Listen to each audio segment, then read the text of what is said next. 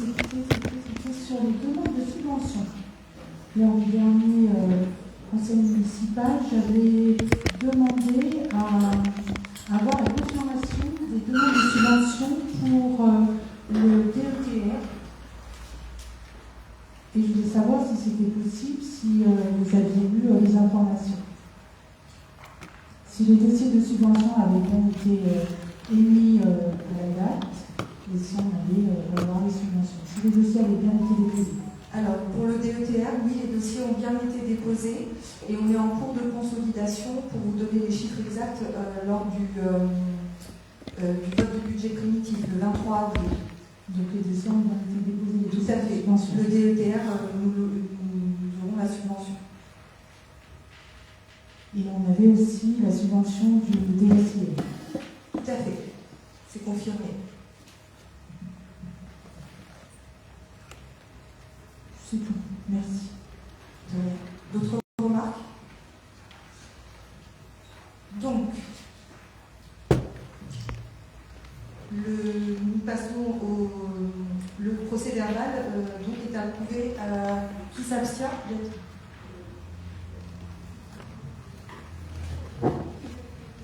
Le 19 février. Et pour le 19 février, qui s'abstient?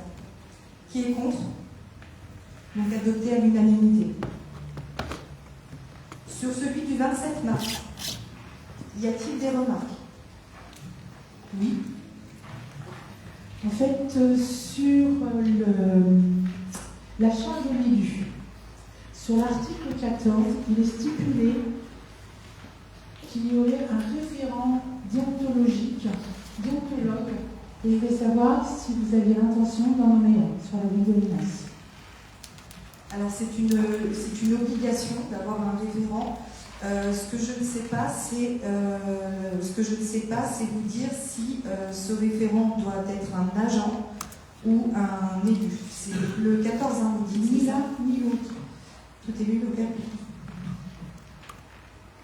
Il doit être avec une neutralité. Il ne peut pas être élu ni agent. Du coup, je me suis renseigné, et c'est CG Concours qui est apte à pouvoir répondre à toute question. CIG Concours, on pourra centre d'intérêt.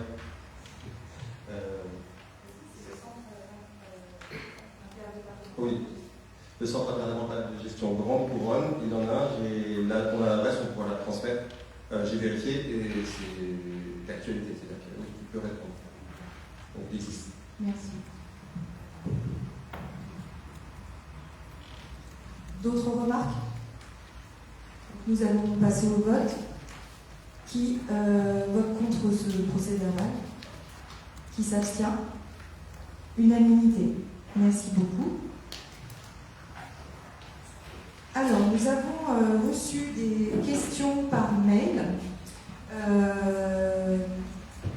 Je vais faire juste un petit rappel du règlement intérieur. Nous allons répondre ce soir à ces questions.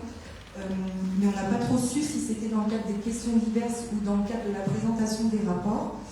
Donc il existe en fait un règlement intérieur du conseil municipal qui prévoit, qui n'a pas été encore modifié, qui le sera une fois que nous aurons eu un groupe de travail avec les listes d'opposition ou minorité, de sorte à pouvoir avoir un document qui soit actualisé et qui réponde aux droits de chacun. Mais ce règlement intérieur, donc, étant voté, il reste en application, c'est celui du mandat qui précède.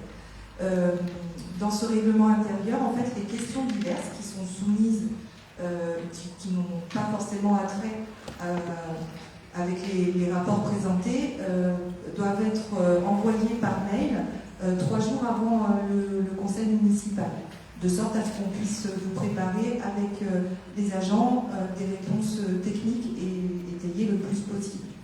Donc du coup, tant qu'on n'a pas revu ce règlement intérieur, c'est cette règle-là qui reste de mise. Pour les autres questions, celles que vous avez envoyées, du coup, on vous remercie de nous les avoir envoyées au préalable.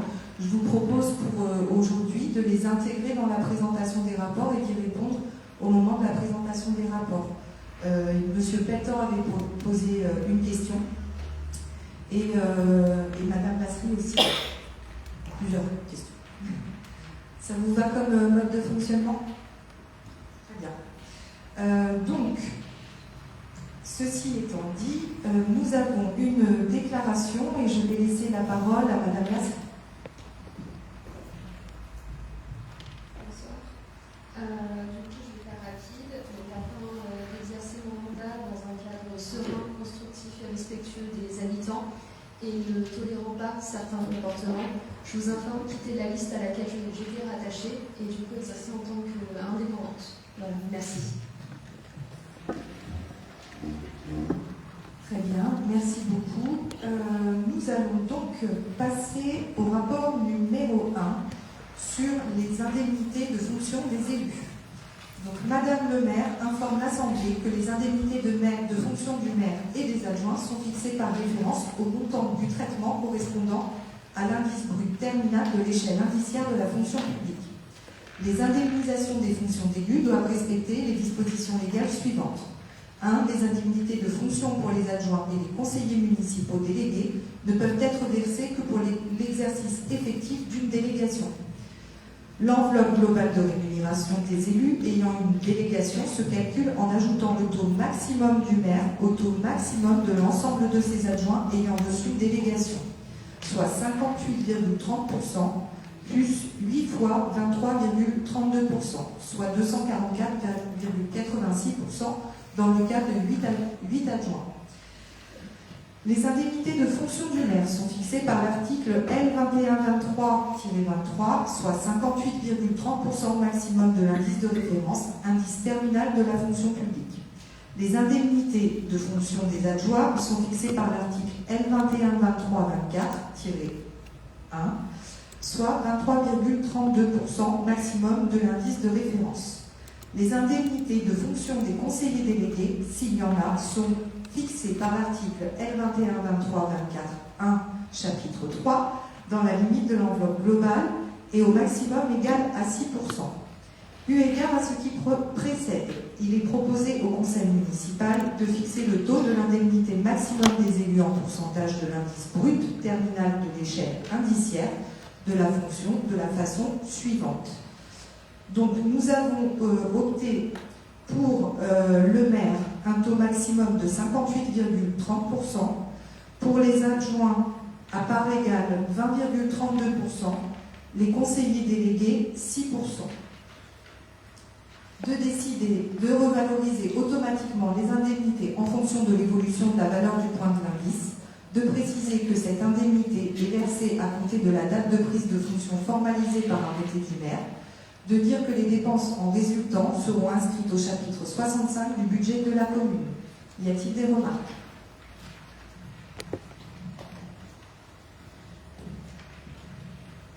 Bonsoir à tous.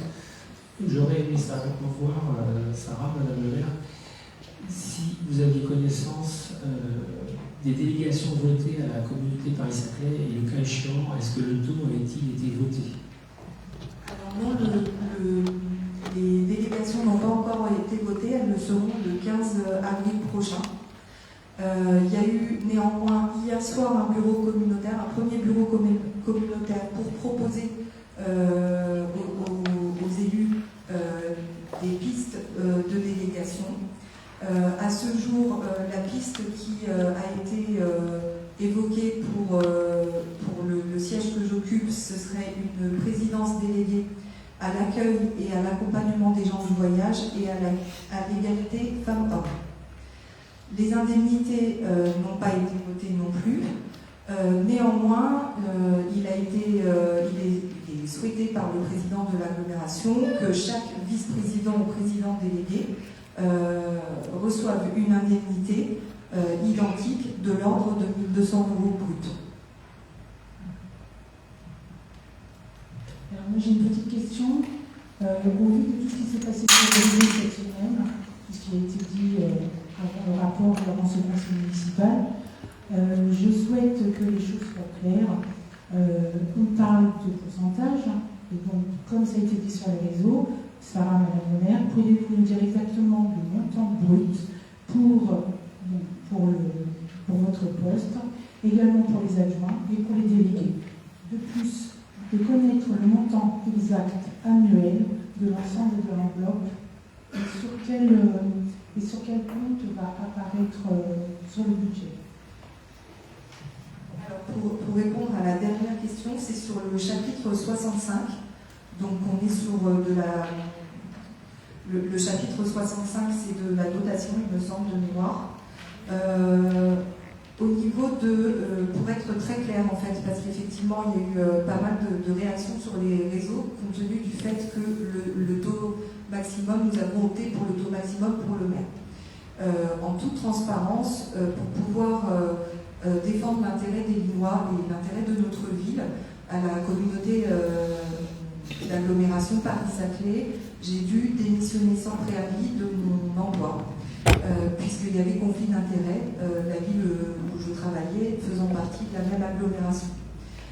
Évidemment, ça fait que du jour au lendemain, depuis mardi dernier, en fait, je ne suis plus en activité et je suis entièrement dédiée à la ville et aussi au conseil communautaire.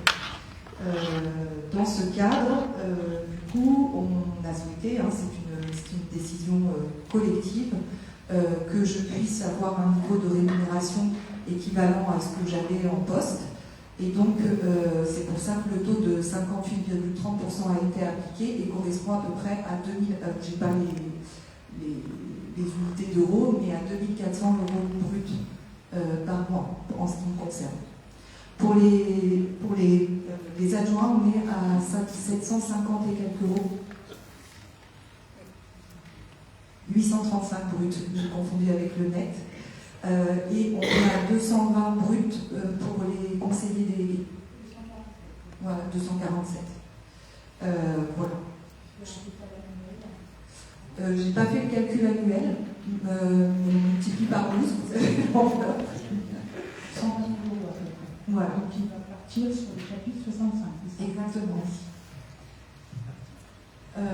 Vous dire aussi, mais je l'ai déjà dit, donc sur la communauté d'agglomération, l'indemnité pour le conseiller communautaire de 200 euros brut. Il était important de le spécifier ici en conseil municipal et non sur les réseaux sociaux. La transparence.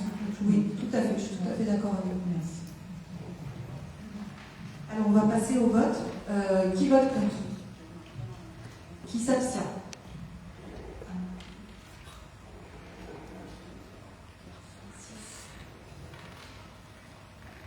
Qui vote pour?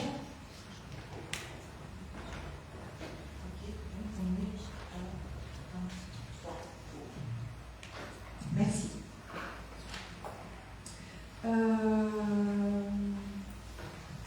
Le rapport numéro 2. Le rapport numéro 2, c'est la composition du conseil d'administration du CCAS.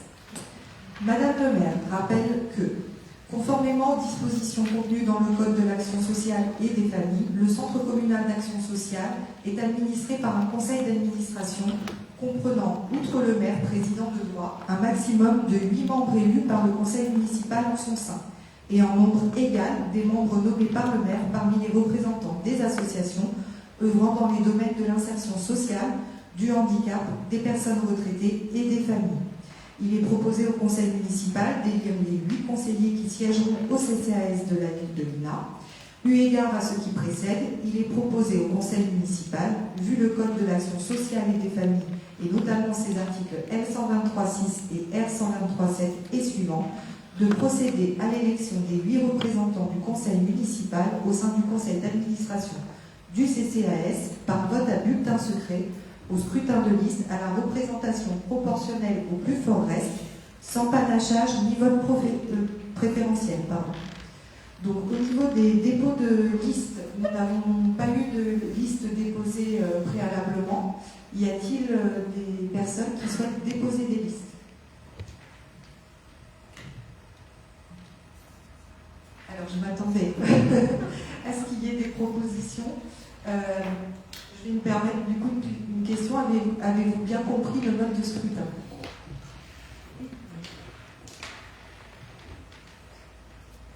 Ok, Je vous dis ça simplement parce que, comme il y a une attribution de sièges au plus fort reste,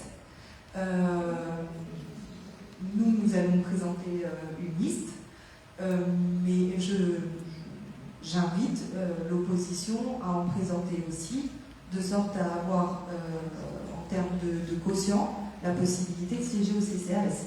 C'est un choix de votre part. Vous faites comme vous voulez, mais en toute honnêteté, transparence et d'un point de vue...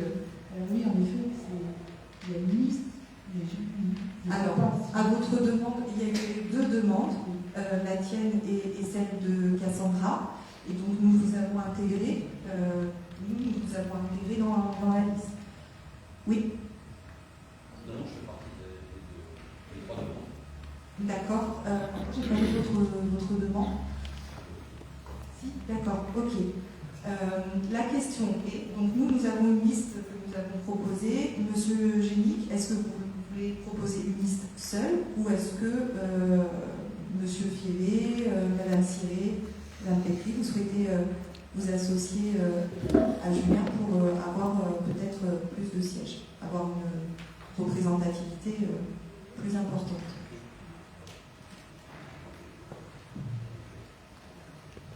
Alors, peut-être y a-t-il eu une incompréhension. Je pense que M. Génic souhaitait en fait proposer un panachage avec votre liste dans une logique de concertation. Ok. Et on n'avait pas pris conscience que vous aviez déjà une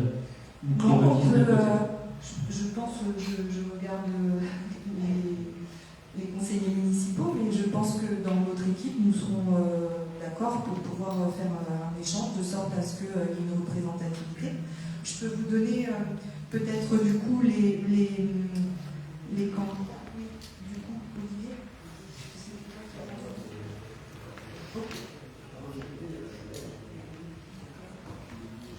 Alors voilà la liste que nous vous proposons. Audrey Bernable, Annie Guichard, Carminda Pereira, Stéphanie Vu, Cassandra Lasserie, Rosa Fernandez, François-Xavier Duboulet et Julien Génic. Donc ça va être facile à... Alors ça, excusez-moi, pour que ça soit clair, parce que je pense que certains ne comprennent peut-être pas bien. Voilà, moi je ne sais pas ce que tu peux, si tu peux l'accepter, Eric, c'est qu'on fasse, puisqu'on est opposition, j'aime pas trop le mot minoritaire, donc qu'on puisse être l'opposition minoritaire, à part peut-être Cassandra, qu'on fasse nous notre propre liste, et pour venir...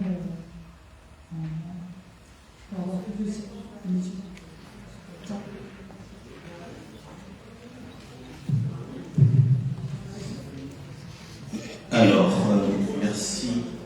merci de m'avoir donné la parole, Madame le maire. J'ai 2 questions.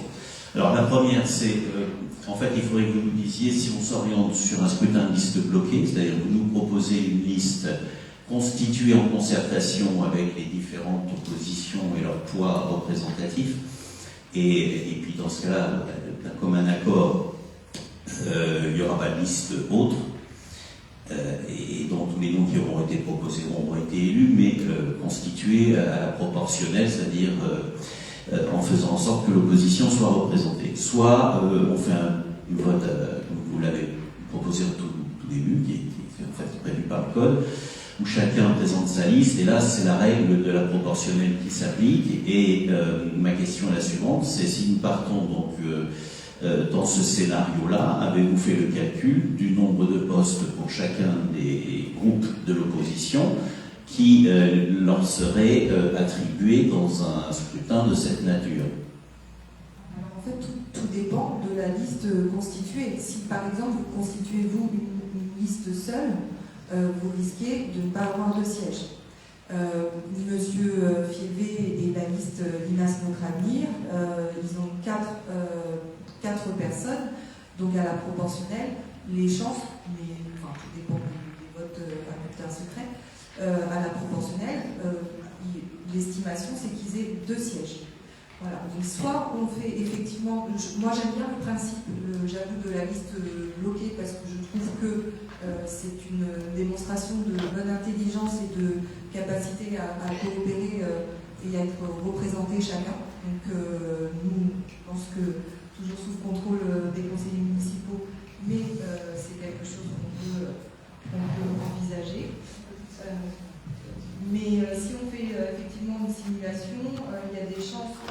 notre liste, nous ayons 5 ou 6 sièges, 6, et l'opposition 2, s'il y avait une deuxième liste.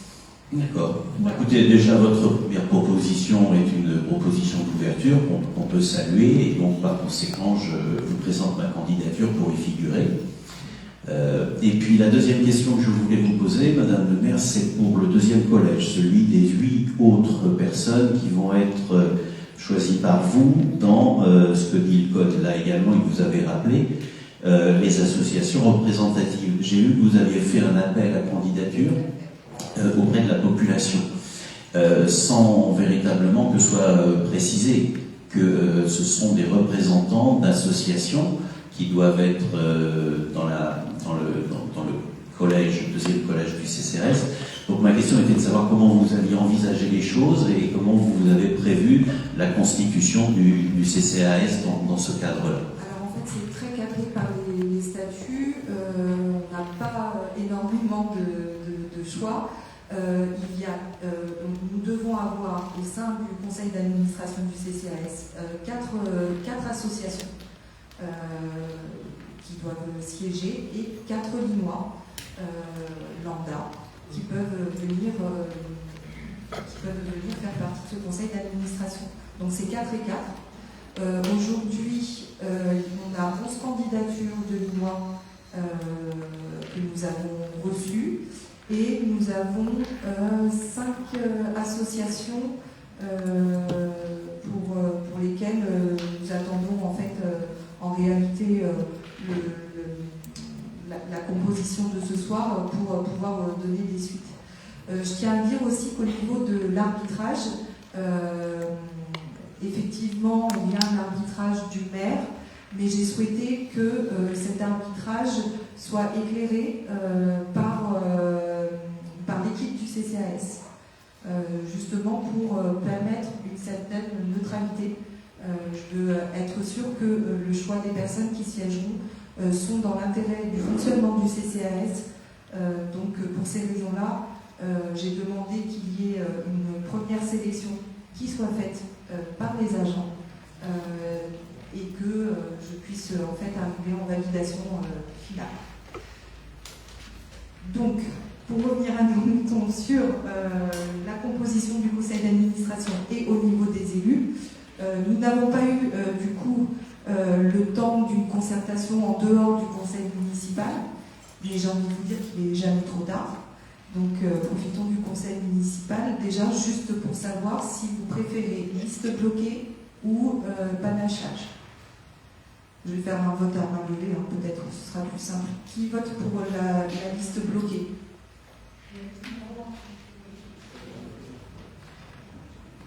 Je pense qu'on est tous d'accord. Donc du coup, comme vous avez posé votre candidature, M. Beltan, nous allons vous proposer d'intégrer cette liste. Si je remonte sur le dernier, ça veut dire que François-Xavier, tu cèdes ta place?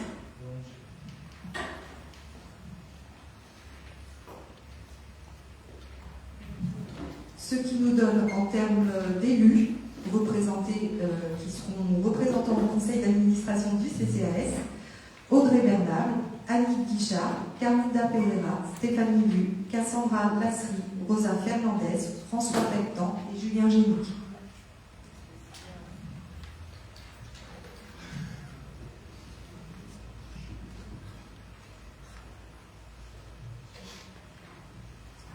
En tout cas, je tiens à tous nous féliciter de ce bel élan de coopération.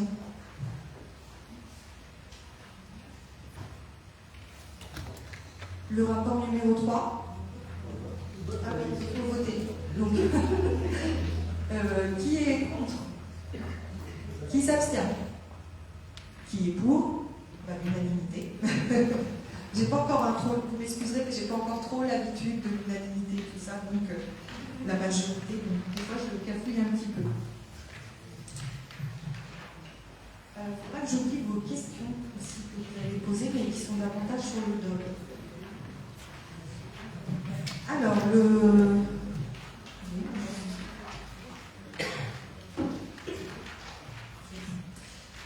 le règlement budgétaire et financier. Donc, Donc le rapport numéro 3, règlement financier et budgétaire de la ville. Madame le maire rappelle que la commune a fait le choix du compte financier unique à compter du 1er janvier 2020, suivant l'instruction N57 développée. De ce fait, la ville de Lina doit se doter d'un règlement financier et budgétaire qui répond à deux objectifs importants: définir un cadre normatif et développer une pédagogie de la gestion financière et budgétaire. Il vise d'abord à fixer le cadre des finances de la ville en rassemblant et en harmonisant des règles jusque-là implicites ou disséminées dans diverses délibérations et notes internes. Il vise également à vulgariser le budget et la comptabilité afin de les rendre accessibles aux élus et aux agents non spécialistes, tout en contribuant à développer l'ingénierie financière déconcentrée. Vu l'article L52-17-10-8 du Code général des collectivités territoriales et eu égard à ce qui précède, il est proposé au Conseil municipal d'approuver le règlement financier et budgétaire de la ville. J'ai noté une question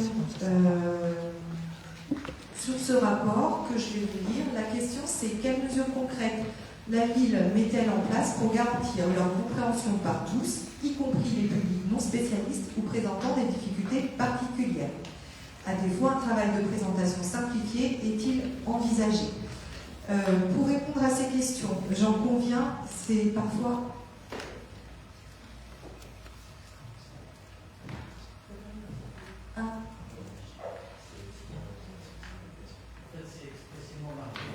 D'accord.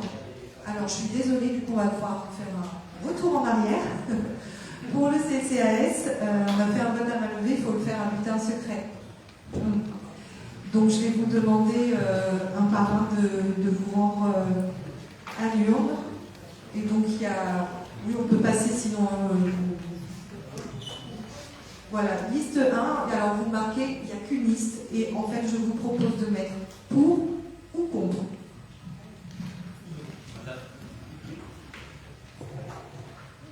Je ne veux pas du tout rentrer dans votre processus, mais il me semble que quand on vote pour un vote pour une élection, on vote pour ou on vote blanc.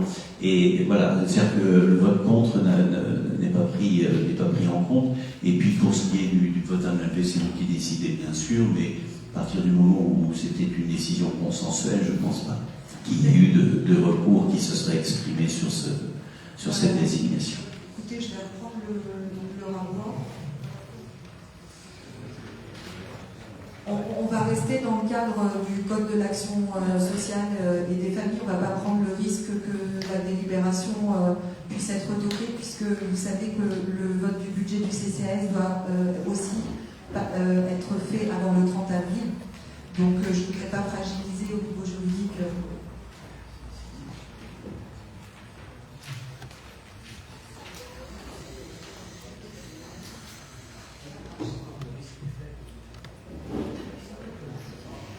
On va rester dans le cadre de l'article R 523, 323, c'est bon. 123, merci. Voilà, on va passer auprès de vous. Et donc oui, pour ou blanc. Voilà, comme ça, c'est clair.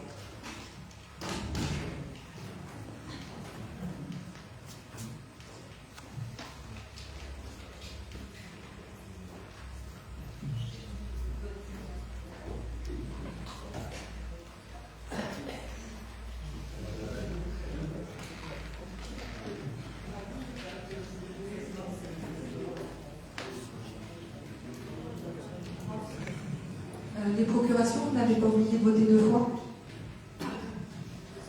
Comme moi.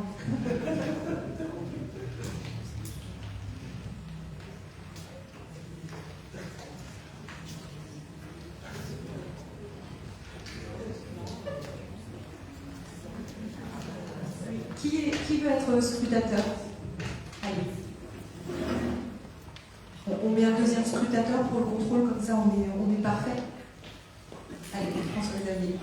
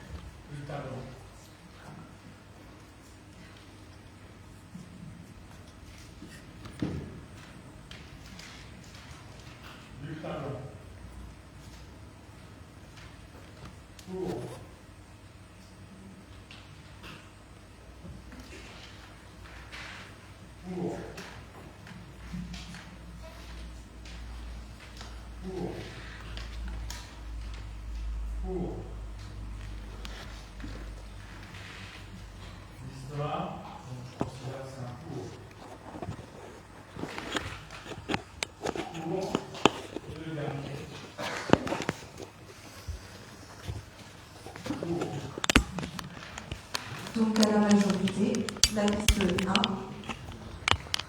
est retenue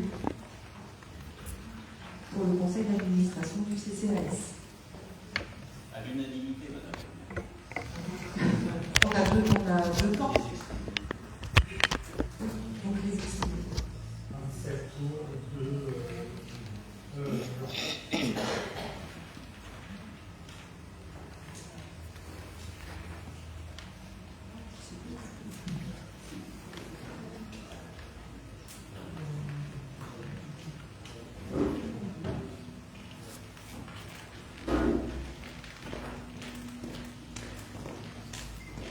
Merci beaucoup. Concernant, pour revenir sur le règlement budgétaire et financier, c'est un document cadre en fait qui nous permet, de prévoir un peu le calendrier budgétaire, les modalités de l'exercice budgétaire, donc qui est en année civile, je le rappelle, et que nous n'avons pas retouché. De toute façon, ce sont des articles qui sont assez formatés et nous n'avons pas donc retouché ce règlement qui stipule en fait les modalités d'exécution budgétaire des recettes des dépenses, la clôture de l'exercice, mais aussi la préparation et le vote du budget primitif et la gestion pluriannuelle de ce que nous avons, notamment dans le cadre de l'investissement. Pour vous dire un petit peu, nous avons fait le choix, malgré, et vous le verrez dans le ROB, notre volonté de modifier le calendrier budgétaire existant, en tout cas sa préparation et son vote, qui depuis longtemps, nous trouvons, arrive trop tardivement. Nous avons exceptionnellement jusqu'au 30 avril pour voter le budget primitif, mais chaque année, en fait, le budget primitif doit être voté avant le 15 avril. La période qui couvre janvier à avril, nous sommes sur l'ouverture anticipée de crédit, où les services naviguent aussi un petit peu à vue en attendant d'avoir leur budget complètement voté. La M57, elle a pour avantage, même si c'est une petite gymnastique, elle a pour avantage d'inciter les collectivités à voter leur budget en décembre, de sorte à ce qu'on puisse commencer en janvier avec une visibilité budgétaire sur toute l'année et sans avoir besoin de faire une ouverture anticipée de crédit. Ça permet de travailler plus sereinement et puis de projeter aussi les projets sur l'année pour que ce soit mieux planifié en tout cas et plus lisible pour tout le monde. Nous avons fait le choix de ne pas modifier dans ce règlement budgétaire la question de la préparation budgétaire qui reste encore sur le délai légal, celui d'avril, simplement parce que comme nous avons la volonté, et nous allons avancer déjà dès ce soir avec l'Europe, de faire une refonte budgétaire pour optimiser l'utilisation des deniers publics, nous avons voulu nous laisser quand même de la marge de manœuvre au cas où il y aurait besoin d'un temps supplémentaire pour opérer cette refonte. Nous ambitionnons tout de même de pouvoir, dès cette année, voter un budget en décembre. Est-ce qu'il y a des questions? Oui, moi, j'en ai une. Sur le rapport, il est stipulé que vous visez également à vulgariser le budget et la comptabilité afin de les rendre accessibles aux élus et aux agents non spécialisés, tout en contribuant à développer l'ingénierie financière déconcentrée. Donc je voudrais savoir quelles étaient les méthodes que vous allez mettre en place pour la présentation du budget, pour le budget primitif, déjà, vous allez avoir, comme vous l'aviez précédemment, mais pour les nouveaux, vous allez avoir la M57 dans sa totalité. Donc c'est un document budgétaire avec une nomenclature qui est très complexe, qui fait à peu près pas loin de 150 pages, qui est absolument imbuvable et qui ne permet pas, sauf si vous voulez lire ligne par ligne, mais en tout cas qui nous paraît peu lisible et ne met pas forcément en évidence les postes de dépenses et le fléchage pour les administrés comme pour les élus. Donc nous allons passer sur une présentation du budget analytique, c'est-à-dire par politique publique, entre guillemets. Par exemple, sur la direction enfants-jeunesse, nous allons vous présenter le budget de la direction enfants-jeunesse. De même pour la culture, de même pour l'urbain, et donc vous aurez comme ça par direction. Donc on va suivre, en fait, on va se calquer sur l'organigramme de la mairie et donc sur l'organisation actuelle des services, et vous aurez une lecture du budget par thématique. Voilà. On va tenter cette présentation dès le 23 avril prochain pour le budget primitif. On s'améliorera, alors on sait que ce ne sera pas parfait, hein, mais on s'améliorera à chaque fois un peu plus. Monsieur Bett. Oui, merci de me donner la parole. C'est une question et une remarque à la fois. Sachant très bien que le budget doit être voté avant la fin du mois d'avril, les élections ont eu lieu à la fin du mois de mars, et que forcément, pour une nouvelle équipe, c'est des délais qui sont très courts et une situation qu'il faut gérer au mieux. Cependant, je reviens quand même sur ce sujet dont vous nous demandez sur lequel vous nous demandez de nous déterminer, qui est le règlement financier. Donc, comme vous l'avez dit, la M57 a été mise en place. La commune de Mina a même été une des précurseurs à l'adopter et à la mettre en œuvre à partir de 2020, je crois. Et la M57 est quelque chose de très complexe, plus complexe que toutes les autres nomenclatures ou les autres modes de gestion des communes. Et pour essayer de faire en sorte que ça reste accessible aux élus qui ne sont pas comptables ou qui ne sont pas des professionnels de la matière, eh bien, un règlement financier et budgétaire peut être mis en place, enfin, doit être mis en place dans les villes, précisément pour adapter les règles en place et les rendre plus souples de façon à ce que le travail budgétaire soit plus accessible. Par exemple, que les délais d'étude du budget puissent être, comment dirais-je, calibrés de façon à ce que chacun des conseillers municipaux, y compris ceux qui ne sont pas forcément aguerris à la question des finances et du budget, ait le temps de pouvoir le faire. Or, en fait, le règlement financier que vous nous proposez est celui que propose l'État de base. C'est le droit commun. C'est-à-dire qu'en fait, on n'apporte aucune amélioration. Alors, je ne vais pas dire amélioration, parce que ça peut donner le sentiment qu'on prend un document qui n'est pas optimum, mais ce que je veux dire, c'est qu'on n'apporte pas, enfin, on n'utilise pas ce document comme on pourrait l'utiliser, à savoir faire en sorte que les élus et les agents puissent plus facilement accéder au budget, le comprendre et le mettre en application.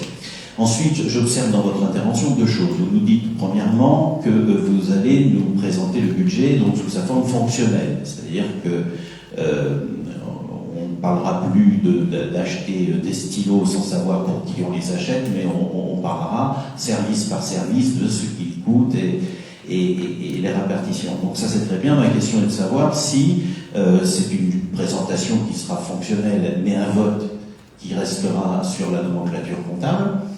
Ce qui veut dire qu'à ce moment-là, c'est un double exercice. Hein. Et donc ça, c'est ma première question. La deuxième question, c'est que cette proposition, qui est tout à fait recevable, honorable, est presque une bonne idée, enfin est une bonne idée, ne figure pas dans le règlement que vous nous proposez là. Dans le règlement qui est proposé là, ça n'est pas dit. Deuxième chose, vous nous annoncez qu'on va tenir le délai, qui est le délai de droit commun, à savoir vote du budget avant le 31 décembre, enfin budget de l'année N, avant le 31 décembre de l'année N-1. Et de plus être dans le calendrier, enfin dans la dérogation qui est donnée aux communes de pouvoir voter leur budget jusqu'au 15 avril. Mais ça, c'est la même chose, ça ne figure pas dans le règlement que vous venez de nous présenter. Et dans le règlement que vous venez de nous présenter figure toujours la dérogation du report du vote du budget. Je crois que vous avez mis fin mars, je crois, ou quelque chose de ce type-là. Donc ce que je veux dire par là, c'est qu'en vérité, on se retrouve avec un règlement qui est une transposition qui est de l'existant, que les initiatives que vous nous proposez finalement n'y figurent pas, et que l'avantage de ce règlement, qui est précisément d'assouplir la difficulté de ce travail sur la M57, eh bien, n'est pas exploité, puisqu'on garde exactement les règles qu'a prévu le droit commun et l'État pour tout le travail budgétaire, à la fois avant et après le vote du budget. Alors, pour vous répondre très concrètement, effectivement, vous l'avez très bien dit, c'est un document de droit commun que nous n'avons pas voulu, en tout cas pas souhaité, modifier ou en tout cas davantage préciser et appliquer à notre mode de fonctionnement. Donc je vous confirme que c'est un double exercice que nous allons faire. Nous souhaitons faire ce double exercice. Pourquoi ? Parce que effectivement sur le budget primitif, il va falloir au préalable voter aussi le CFU, le compte financier unique. Donc ça c'est réglementaire aussi. Il y a l'aspect réglementaire et légal, tel que le disent les textes et tel que nous devons les voter. Et puis il y a ensuite la compréhension que vous allez en avoir. Et nous, on souhaite agir sur justement cette visibilité, cette compréhension. Donc là, on est en tant que collectivité, on est tout à fait libre de choisir. Je parlerai plus, même pas d'un règlement budgétaire en l'occurrence pour nous, mais plutôt d'une méthodologie. Une méthodologie qui visera à simplifier l'élaboration du budget et au-delà de ça, donner une meilleure visibilité. De même, les délais sont, comme vous le dites, très courts. Je tiens à dire que sur ce calendrier-là, les élections donc ont eu lieu le 22, l'installation le 27. La préparation budgétaire par l'équipe sortante n'était pas finalisée. Et donc, nous reprenons là avec une marche forcée, une préparation budgétaire en l'espace d'une dizaine de jours. Donc on va vous proposer un budget primitif. On peut d'ores et déjà aussi vous dire qu'il y aura un budget supplémentaire parce que le travail d'affinage, de paramétrage en tout cas des lignes budgétaires dans le cadre de la refonte que nous souhaitons faire ne pourra pas tenir dans le délai du 23 avril. Donc voilà, donc il s'agit aujourd'hui de permettre de donner un cap et de permettre aussi aux agents de fonctionner de manière à peu près sereine en sachant qu'on est déjà en avril et que pour certains d'entre eux le manque de visibilité sur le budget qu'ils vont avoir peut être préjudiciable. Donc voilà, on va faire un exercice en 2 temps avec une méthodologie, donc un double exercice de présentation et cela pour essayer de tous nous mettre dans le bain de la gestion budgétaire de cette ville. Je tiens à ajouter aussi que nous allons améliorer tout cela dans le temps et à commencer par la mise en place de commissions avant le conseil municipal de sorte à ce que nous puissions travailler sur les documents qui sont des documents, les rapports qui sont des documents de travail, donc pas des documents finalisés, mais qui nous permettront ensemble d'échanger sur le budget, sur le fléchage, et qui laisseront la possibilité en termes de rétro-planning d'apporter des modifications pour le Conseil. Ces commissions, au vu de l'agenda et au vu de tous les chantiers existants, pourront être mises en place à partir de septembre. On ne pourra pas avant. Parce que là, il va y avoir très vite les ponts du mois de mai, le mois de juin, puis les vacances scolaires, les vacances d'été. Donc, on préfère avancer sereinement et sûrement et vous proposer quelque chose de consolidé pour septembre. Et ça tombera bien puisque septembre, nous prévoyons un BS et nous prévoyons l'élaboration du prochain budget.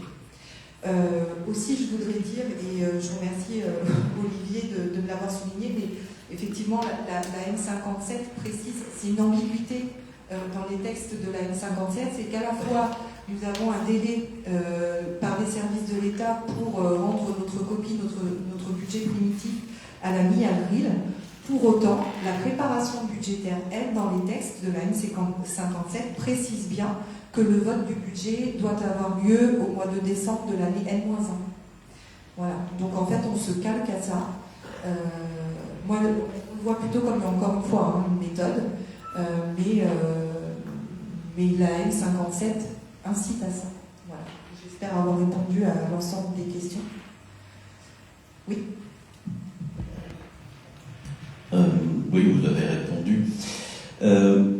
Dernière question, vous avez annoncé donc un vote du budget pour le 23 avril, c'est ça? Budget primitif 2026, 23 avril. Et est-ce que le délai toujours franc, je ne sais plus si c'est toujours en vigueur, le délai de convocation de 12 jours francs, voilà, donc, est toujours en vigueur? Oui, il est toujours en vigueur, ce qui fait que vous allez avoir très très vite là. Il me semble qu'il faut que ce soit avant minuit, voilà. Demain.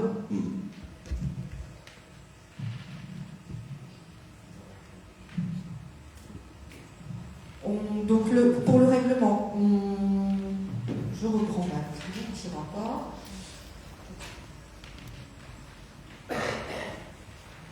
Rapport numéro 3. Donc, eu égard à ce qui précède, il est proposé au Conseil municipal d'approuver le règlement financier et budgétaire de la ville.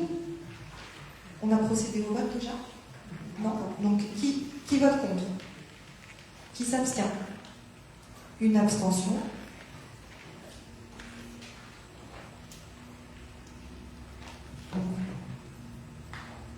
Ce rapport est approuvé à la majorité pour le coup. Rapport numéro 4. Donc, sur la base des documents qui étaient précédemment faits, nous avons essayé de vous présenter, de faire une présentation du rapport d'orientation budgétaire un peu simplifié. Donc voilà, nous allons en parler. Je vais vous lire d'abord le rapport et ensuite on fait la présentation.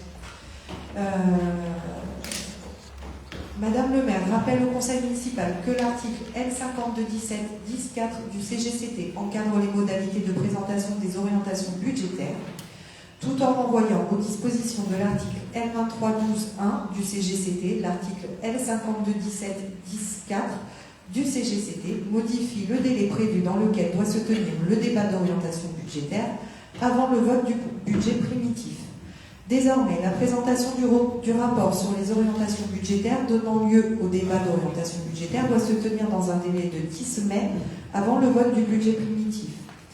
Eu égard à ce qui précède, il est procédé au conseil municipal de prendre acte de la tenue du débat sur le rapport d'orientation budgétaire 2026, de voter le débat d'orientation budgétaire 2026, de dire que, conformément aux articles D 2312-3C, L2313-1 et R2313-8 du CGCT, le rapport d'orientation budgétaire sera, dans un délai de 15 jours à compter de son examen par l'Assemblée délibérante, transmis au président de la communauté d'agglomération Paris-Saclay, mis à la disposition du public à l'hôtel de ville, le public étant avisé de cette mise à disposition par tout moyen, mis en ligne sur le site web de la commune dans un délai maximum d'1 mois.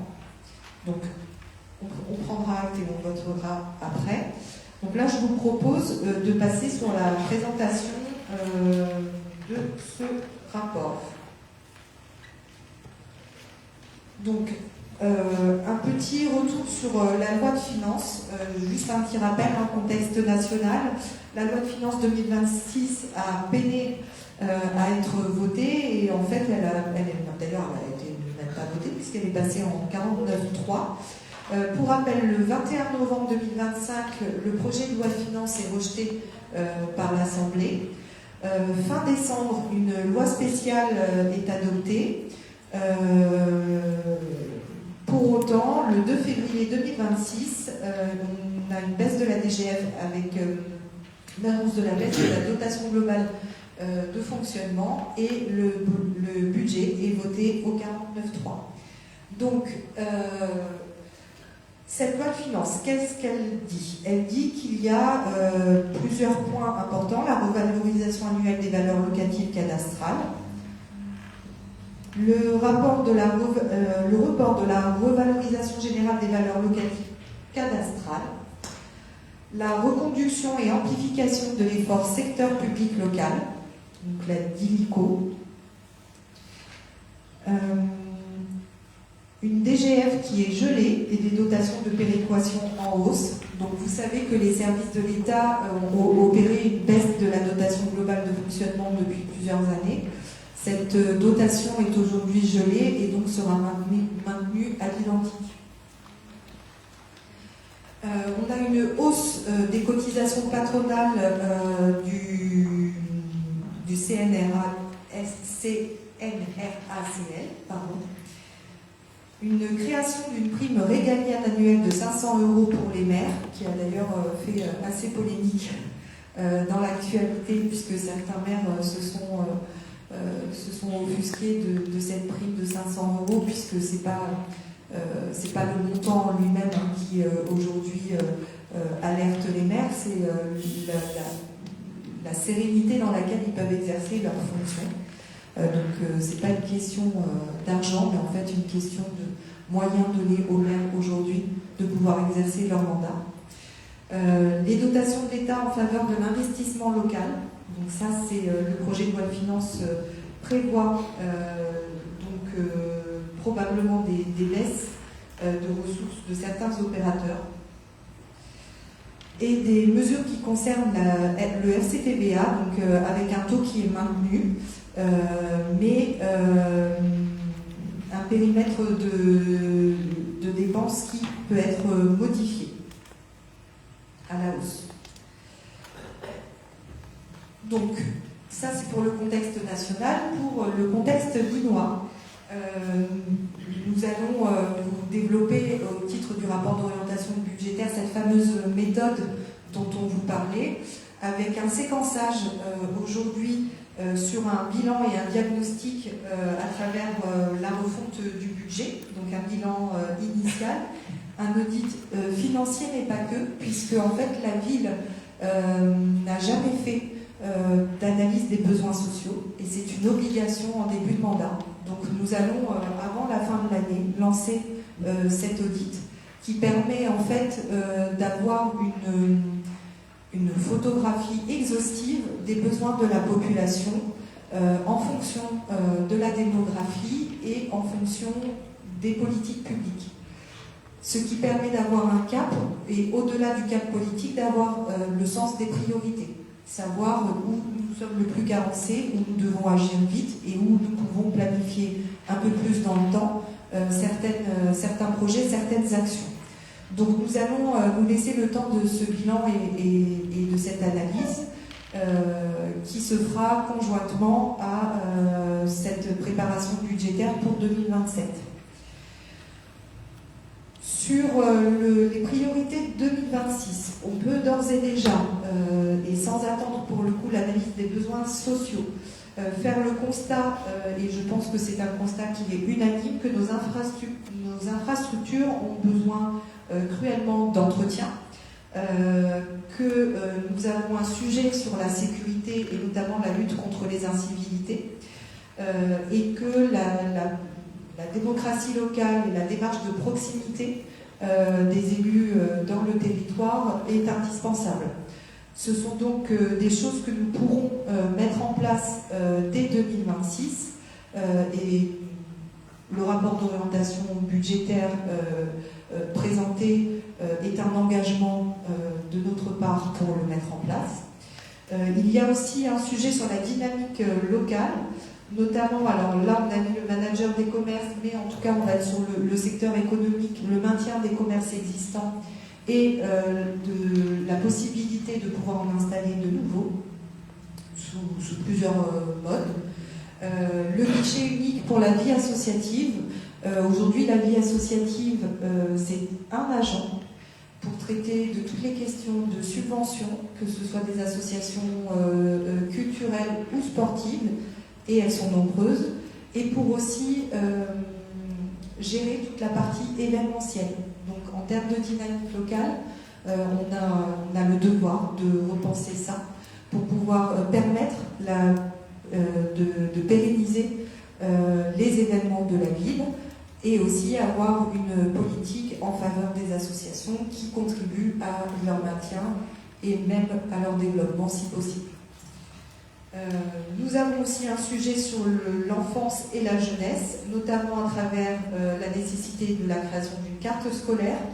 La maison des 1000 premiers jours, c'est plus à l'état de diagnostic, d'études, puisque là, pour le coup, on devra attendre quand même l'analyse des besoins sociaux pour savoir quels sont les besoins en matière de petite enfance. Et en matière de jeunesse, des premières actions en faveur de l'autonomie des jeunes, notamment autour de la bourse au permis, voire bourse au projet aussi. Je parle sous le couvert d'Antoine. Au niveau de l'investissement et de la pluriannualité, nous allons travailler sur deux plans pluriannuels. Un plan pluriannuel d'entretien qui visera à rénover et à réhabiliter les bâtiments existants et un plan pluriannuel d'investissement qui visera à la création de nouveaux équipements au sein de la ville. Le premier, le plan pluriannuel d'entretien, va se mettre en œuvre dès 2026 puisque nous souhaitons flécher les dépenses en investissement sur le caractère d'urgence que nous avons sur certains bâtiments. Donc nous allons élaborer en priorité le plan pluriannuel d'entretien et nous allons travailler dans le cadre de la préparation budgétaire 2027 au plan pluriannuel d'investissement. Les commissions finances serviront à travailler conjointement sur ces sujets-là et à établir des priorités de façon la plus concertée possible. Voilà. Sur la trajectoire financière, nous avons aussi un cap à avoir, puisque tout ce qui a été dit précédemment ne peut tenir que si nous avons une rigueur budgétaire qui nous permette d'investir et qui nous permette aussi d'avoir des comptes assez nus. Pour ce faire, nous avons donc la préparation budgétaire avec sa refonte, je le redis, qui sera quand même un temps important. Et ensuite, nous allons stabiliser notre démarche avec une volonté d'épargne nette, notamment, enfin, en tout cas d'autofinancement, maintenue à 7% par an. C'est-à-dire que nous ne voulons pas avoir de variabilité de notre capacité d'autofinancement. Nous préférons stabiliser ce taux, de sorte à ce que chaque année, nous puissions avoir dégagé à peu près la même capacité d'autofinancement pour les projets d'investissement. Et donc nous allons travailler à une trajectoire qui soit de l'ordre de la stabilité financière et de la sécurisation aussi. Est-ce que vous voulez réagir peut-être? Je vous propose, plutôt que de faire une lecture dogmatique, de réagir sur les diapositives si vous avez des questions. Il y en a d'autres après. Vous voulez réagir? Déjà les 7% sur le taux de l'épargne nette, c'est ça? C'est 7% du taux de l'année d'avant, ou de l'épargne nette de l'année d'avant, ou c'est 7% de l'épargne nette que vous maintenez? C'est 7% de... Non, c'est 7% d'autofinancement, donc le taux d'épargne nette sera de 7%. Aujourd'hui, il est de 7,6%. Il va en augmentant. Il avait, en fait, on va le voir sur une diapositive après, mais il avait vocation à rechuter, puisqu'il y avait le projet de l'école qui arrive avec de l'emprunt, et donc du coup, une fois qu'on intégrait la dette, on rechutait en termes de capacité d'épargne nette de gestion.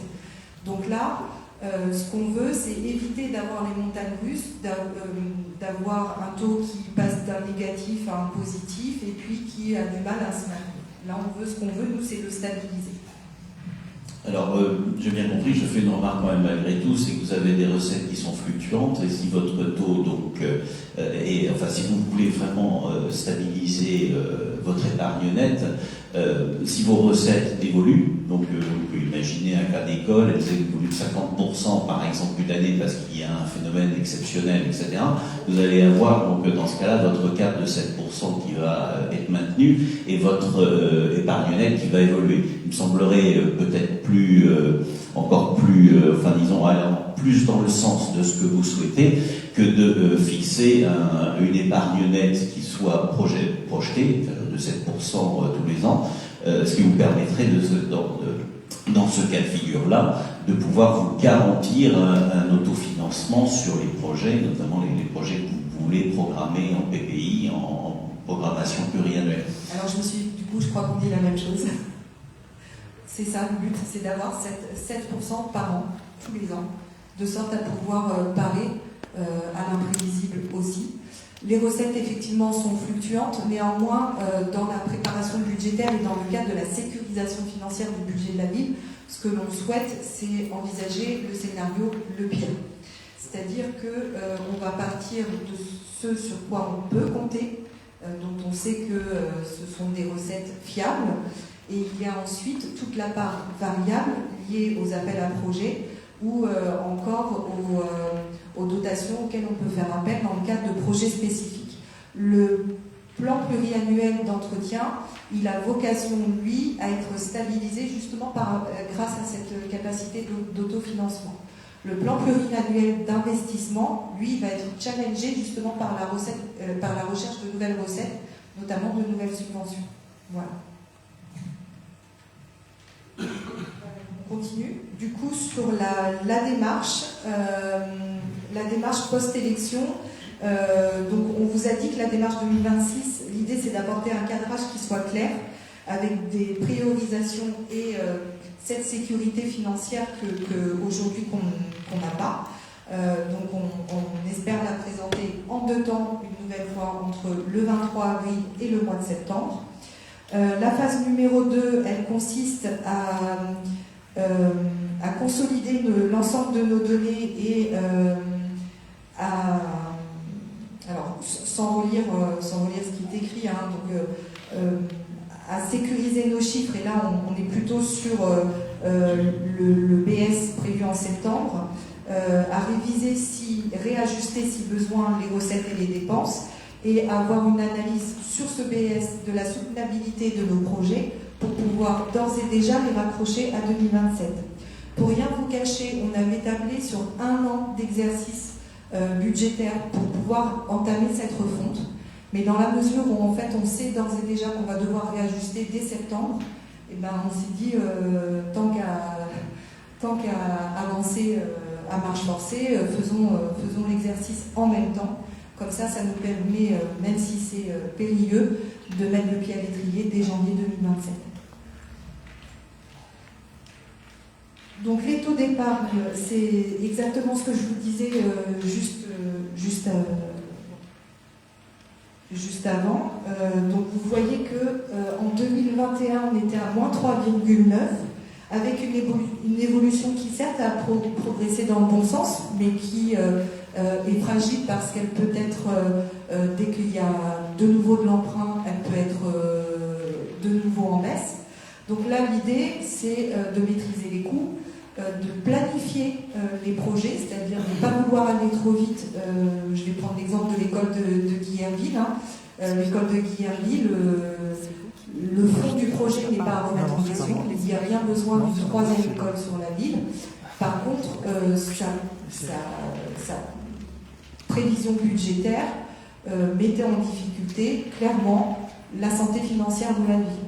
Donc le calendrier n'est pas bon, le projet en lui-même est trop ambitieux au regard des moyens que nous avons. Donc il ne faut pas confondre vitesse et précipitation, et dans ce cas-là, il vaut mieux envisager des solutions intermédiaires.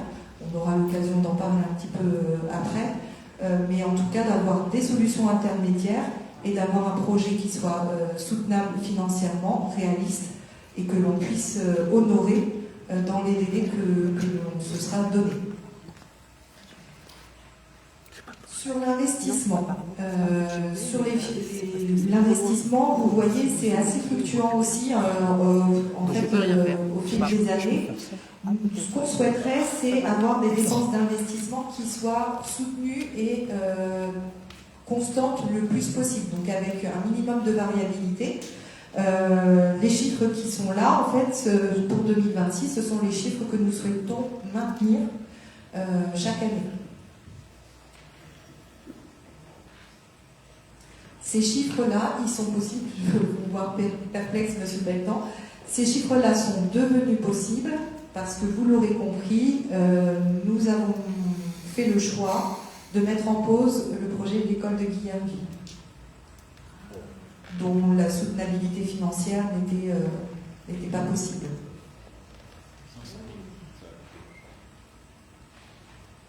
On continue? Ou il y a des remarques? Vous parlez d'une prospective. Oui. Mais en fait, sur le graphique qui est affiché à l'écran, on est sur des années antérieures. Oui. Donc vous avez les... La prospective, vous l'aurez sous le 23. Ah, ok.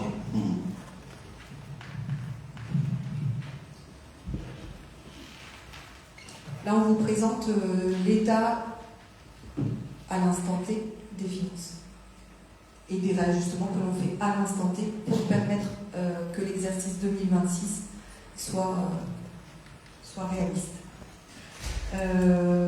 Donc la dette, comme il n'y a pas de nouveaux emprunts d'envisager sur l'année, la dette continue de diminuer. Et nous rentrons sur les orientations 2026 avec un peu plus la notion de projet, donc moins de chiffres mais un peu plus de projet pour que ça vous parle un petit peu plus, avec un axe 1 qui est toujours l'analyse des besoins sociaux.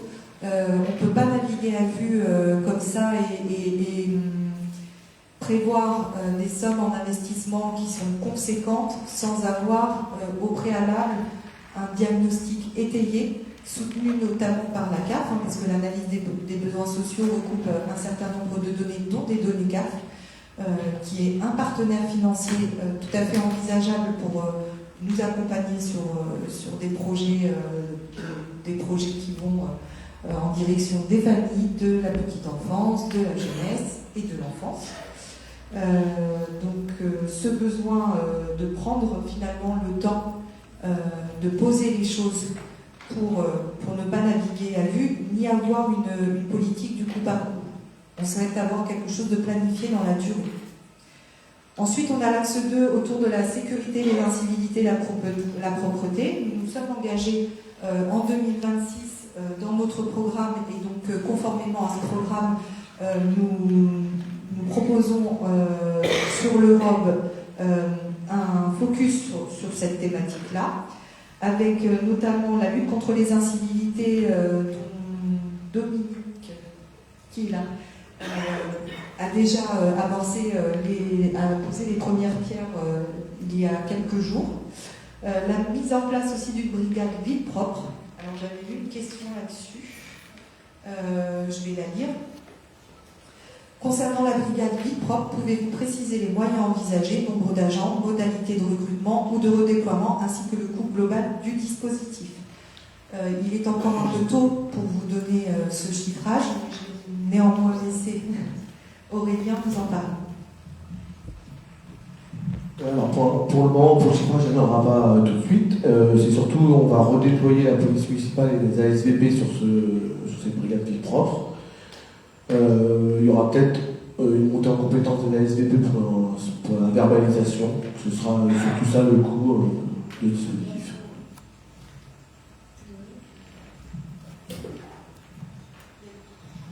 Y a-t-il des questions sur cet axe?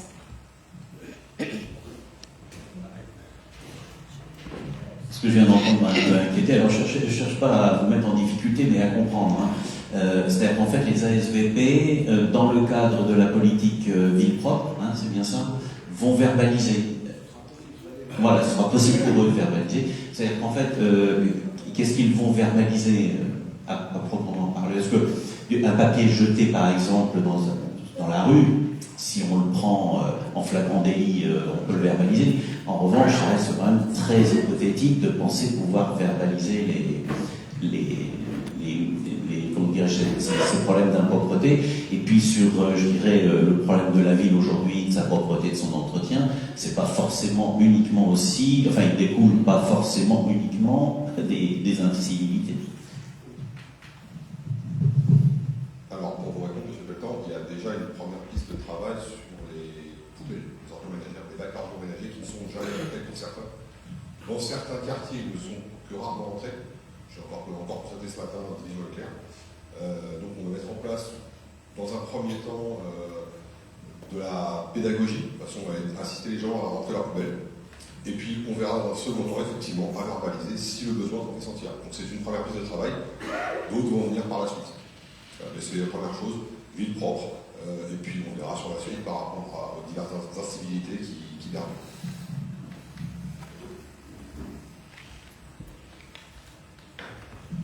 Aujourd'hui, on peut vous citer quelques actions, quelques pistes d'actions qui sont en train de se monter, mais vous l'aurez compris, tout ça doit s'intégrer en fait dans un plan global, qui à la fois intègre de la prévention et de l'incitation justement à mieux respecter nos espaces publics, et d'un autre côté aussi à sanctionner s'il le faut, notamment, vous le savez tous, notamment sur la problématique des décharges sauvages. Aujourd'hui, il y a énormément de décharges sauvages, peu de répression, mais aussi parce que derrière, on n'a pas encore les moyens nécessaires pour permettre d'identifier ceux qui commettent ce type d'infraction. Après, c'est un spectre qui est très large aussi, puisque dans le cadre de la lutte contre les incivilités, vous savez que, par exemple, les déjections canines sont soumises à une amende si elles ne sont pas ramassées. Donc, il y a toutes les campagnes d'affichage qui conviennent pour informer les gens de ce qu'ils risquent et de ce qu'est la loi. Les inciter en leur mettant à disposition ce qu'il faut pour respecter encore une fois cet espace public.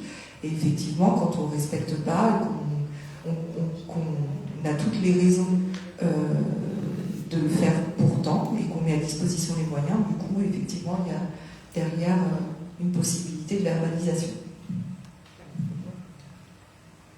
Sur la démocratie locale. La démocratie locale, je vais revenir en fait sur les subventions. Oui. Pour que ça soit clair pour moi. Vous parlez de la subvention de la CAF pour la tarification sociale, mais par exemple, il y avait une subvention pour le fonds de transition écologique. Est-ce qu'ils sont... Alors, c'est pas tout à fait pareil. Il y a des subventions que l'on a qui sont de fait. Par exemple, là, la CAF sur la tarification solidaire, ou encore sur la PSO, qui est un calcul et qui est de droit au nombre d'enfants qui fréquentent nos structures de loisirs. Donc ça, c'est des recettes, c'est comme la DISIL, c'est comme la DETR, ce sont des choses qui sont reconduites et que l'on sait qu'on va avoir. Par contre... Qu'on n'avait pas là. D'autres années, on ne les avait pas. Il l'avait dit. Les souvenirs, on ne l'avait pas. Alors, le DETR, moi je l'ai toujours vu, je me rappelle toujours l'avoir vu. Peut-être que le montant varie, mais en tout cas je me rappelle toujours l'avoir vu dans le budget. Ce sont des dotations de l'État. Donc en fait, celles-ci, elles n'ont pas de critères spécifiques d'éligibilité, puisque en fait toutes les villes les touchent, etc. Ensuite, le fonds de transition écologique, lui, il a un cahier des charges et on est plus dans un mode appel à projet. Donc là, on doit spécifier, on doit avoir un projet spécifique pour pouvoir prétendre à ces subventions-là. Donc il faut voir celles qu'on peut avoir de façon constante, régulière, et la CAF, par exemple, finance de l'investissement pour nos centres de loisirs, etc. Et ça, c'est dans le cadre de leur politique famille et enfance. Et il y a ensuite les sous en plus qu'on peut aller chercher. La CAF subventionne, par exemple, des projets supplémentaires ou de façon donne des bonus. Par exemple, on peut avoir un bonus CTG pour la Convention territoriale globale. Et en fait, ça, c'est lié à la politique éducative que l'on met en place sur le territoire. Donc, si on ne fait pas la démarche, on l'a pas. Mais par contre, c'est à nous de faire la démarche et d'aller ensuite chercher les fonds supplémentaires. Et là, par contre, effectivement, ce que l'on peut d'ores et déjà constater, c'est que même au niveau de l'agglomération, il existe des enveloppes de subventions que nous n'utilisons pas en totalité. Sur la démocratie locale, donc l'axe 3, nous travaillons à une relation de proximité avec les administrés, notamment à travers la mise en place de conseils de quartier et de comités consultatifs. On vous l'a dit, il y a le travail que nous souhaitons faire avec l'opposition, mais aussi avec les Lillois. Et donc, ça passe notamment par des comités thématiques. Quand on fera le projet, je ne sais pas moi, de la 3e école, à ce moment-là, il faudra que nous ferons en sorte que ces comités puissent se tenir et que le projet puisse être discuté et débattu avec des Lillois, avec l'opposition. Les conseils de quartier, eux, commencent tout juste. Alors, on a eu déjà quelques rencontres avec des associations de riverains et avec des échanges et des questions qui ont été posées, et on essaye d'y répondre dans la mesure du possible. Ces rencontres-là vont déboucher là, très prochainement sur les premiers conseils de quartier. Donc on est en train de procéder à un découpage, on fera une communication plus large pour que ces conseils de quartier puissent être identifiés. Nous souhaitons aussi que dans le cadre de ces conseils de quartier, il y ait des élus référents pour qu'il y ait toujours un lien de proximité.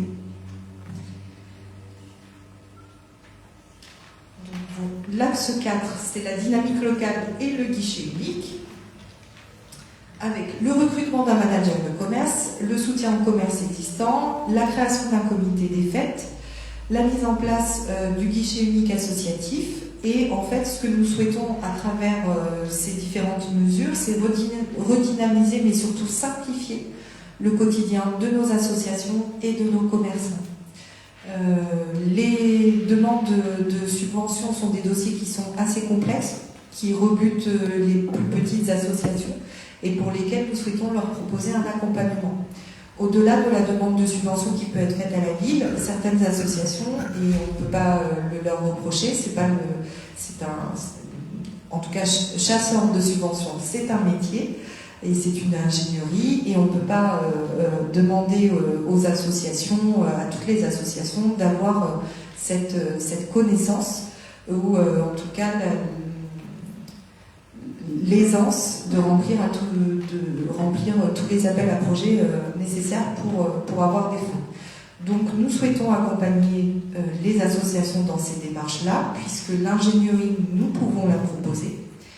Concernant le manager des commerces, l'idée est de pouvoir, à travers un poste dédié, favoriser une dynamique locale autour des commerces existants, mais aussi envisager la possibilité d'avoir des locaux commerciaux que nous pourrons mettre à disposition des commerçants avec des tarifs modérés.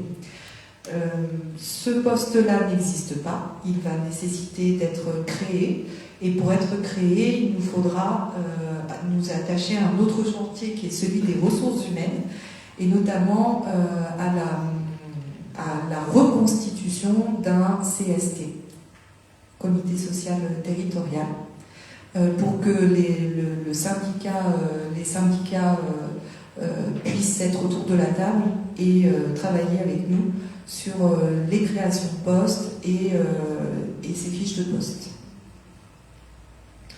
L'axe numéro 5, donc sur le scolaire, l'enfance et la jeunesse. Aujourd'hui, nous devons travailler sur une carte scolaire, puisque vous savez que il y a une densification de la population et une augmentation des effectifs scolaires qui aujourd'hui mettent en difficulté les écoles, puisqu'on a des classes qui sont extrêmement chargées. Pour information, l'école de Guillermville, combien même elle aurait été lancée, n'aurait pas vu le jour avant septembre 2028. Merci Mireille. Donc vous voyez, pour la rentrée prochaine, ça n'aurait absolument pas permis de résoudre le problème. Donc nous devons envisager d'autres solutions pour la rentrée.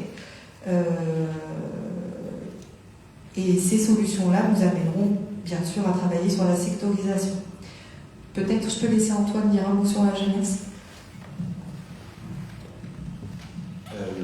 Oui, merci. L'idée pour développer le secteur jeunesse, donc on a beaucoup plus de jeunes. Alors j'ai pas les derniers chiffres de la population jeune, c'est-à-dire les 12-25 ans. On n'a pas encore le taux, mais il a forcément augmenté avec tous les nouveaux habitants sur la ville. Et on n'est pas du tout structuré pour vraiment accueillir et apporter des solutions à cette jeunesse.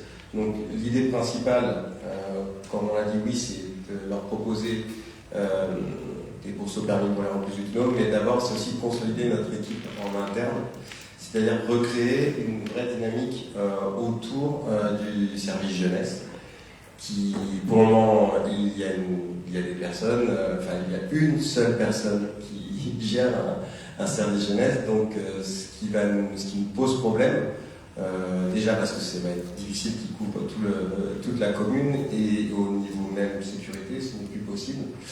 Voilà, on ne peut pas être tout seul à gérer un service jeunesse. Donc là, notre objectif, c'est vraiment de renforcer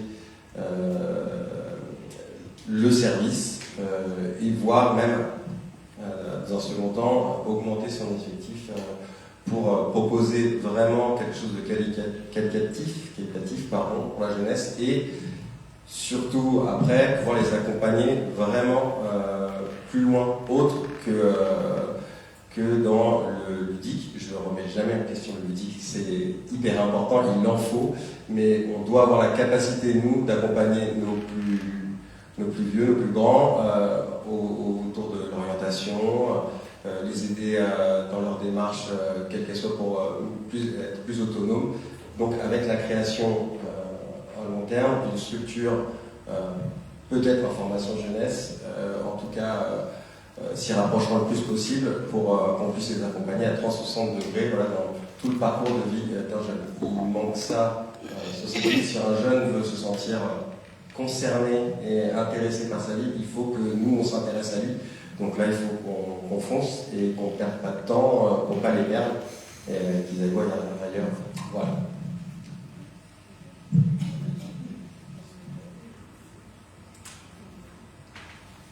Est-ce qu'il y a des questions, des remarques sur ce sujet? Ensuite, on passe sur les orientations 2026, investissement et pluriannualité.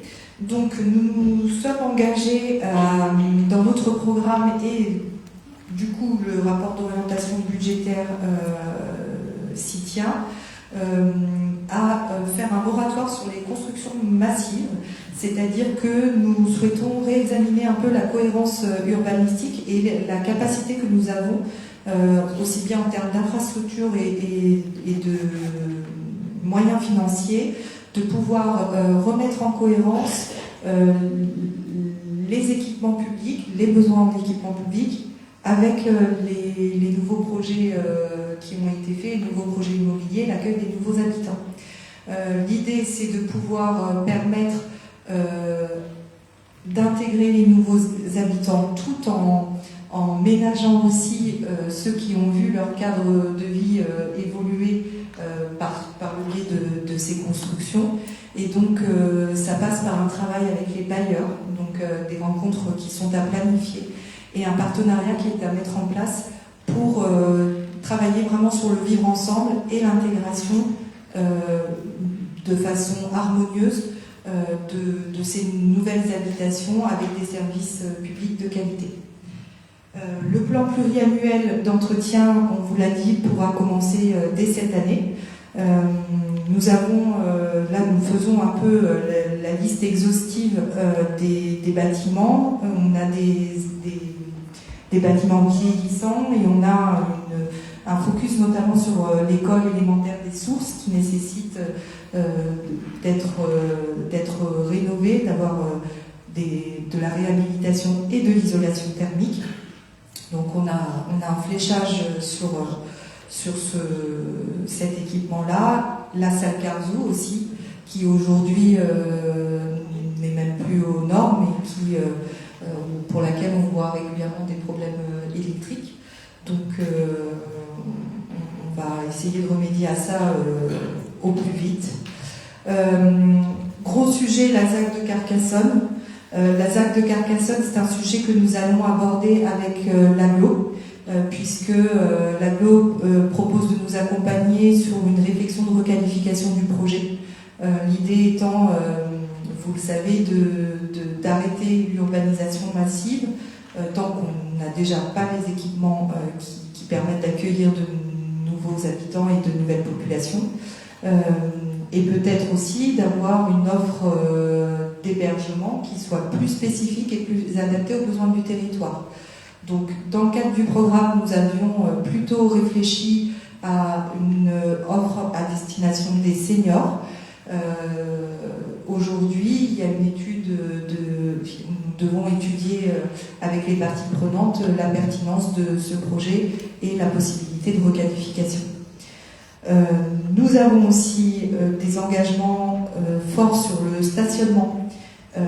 Le stationnement et la santé. Alors le stationnement, c'est parce que pour désengorger un peu le centre-ville et les stationnements anarchiques qu'il peut y avoir de l'autre côté de la N20 aussi, parce que la question du stationnement ne concerne pas que le centre-ville, mais aussi les petits chemins et routes que l'on retrouve de l'autre côté de la N20, de sorte à permettre même de l'apaisement, je dirais même jusqu'à de l'apaisement entre les relations, dans les relations de voisinage, puisque le stationnement est un sujet vraiment épineux qui met à mal de nombreuses personnes, aussi bien les habitants mais que les personnes à mobilité réduite. On a une question d'accessibilité, on n'a pas très peu de places PMR. Donc elles sont à développer. On a déjà des personnes qui nous ont demandé de pouvoir étudier cela. Donc le stationnement, la création d'unités de stationnement est un sujet phare et nous regardons de près les opportunités qui s'offrent à la municipalité pour pouvoir en créer de nouvelles. Dans les projets assez immédiats et il faut rendre à César ce qui appartient à César. La précédente majorité avait bien avancé sur le démarrage des travaux du parc du centre-ville, le parc classé. Donc nous continuons cette programmation et les travaux vont être lancés dès cette année, avec une réalisation estimée à 70% sur l'année 2026 et une finalisation en 2027. Donc on espère pouvoir inaugurer ce parc avec vous tous au printemps prochain. Sur la sécurité, la vidéoprotection, on a un travail d'optimisation aujourd'hui de la vidéoprotection qui a été entamé déjà par la précédente mandature, mais nous devons continuer ce travail avec une mise à niveau des dispositifs existants, donc notamment la fibre, peut-être en tout cas on est sur un audit, hein, Dominique, on est sur un audit de l'implantation de cette vidéoprotection avec une possible clause de révision pour qu'elle soit plus efficace et qu'elle permette d'abonder aussi notre plan de lutte contre les incivilités. Donc la trajectoire 2026-2033, au niveau finance, vous l'aurez compris, la volonté d'avoir un bon taux d'autofinancement et qui soit pérenne, et un phasage et une programmation qui soit bien étudiée en amont, qui ne soit pas prise à la va-vite. Donc il y a effectivement des effets à court terme que vous pourrez voir dès cette année, mais d'autres qui demanderont plus de temps. Et là-dessus, on prend un engagement de transparence vis-à-vis de vous pour pouvoir vous dire les réels délais et essayer au maximum d'anticiper et de donner un rétro-planning de cette organisation. Voilà. Ensuite, on a un petit agenda prévisionnel pour 2026, mais je vais me répéter, donc du coup, je laisse la parole à ceux qui veulent la prendre. Moi, j'ai juste une question, s'il vous plaît. Là, vous avez parlé du moratoire sur les constructions massives. Vous pouvez nous dire les secteurs aujourd'hui qui sont impactés? Oui, les grands ensembles. Donc, on va être sur la résidence Beltoise, avenue Georges Boileau. On va être sur la résidence que j'appelle toujours à côté du cours de Palais. Oui, on l'appelle toujours la résidence d'Ardes, anciennement Case d'Ardes. On a les Palettes et on a aussi Guillerville.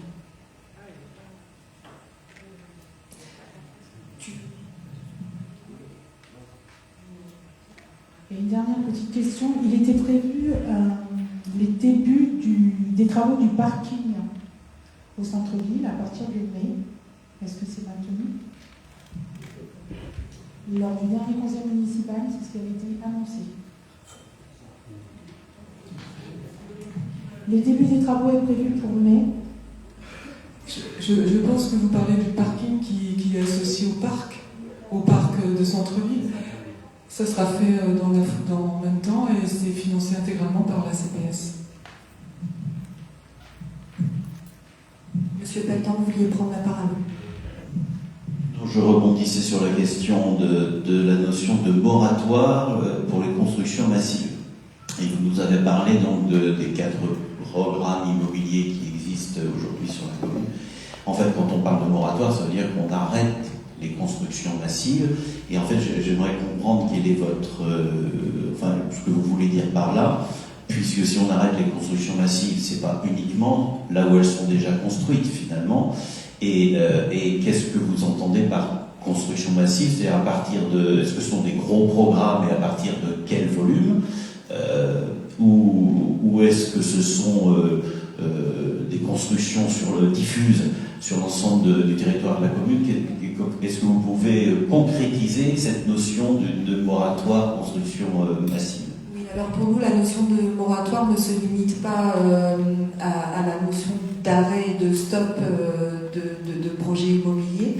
Elle inclut aussi l'audit du foncier.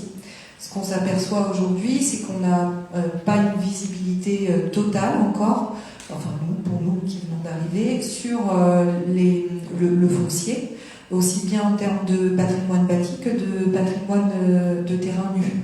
Donc nous souhaitons déjà avoir une connaissance parfaite, pas approximative du foncier sur la ville.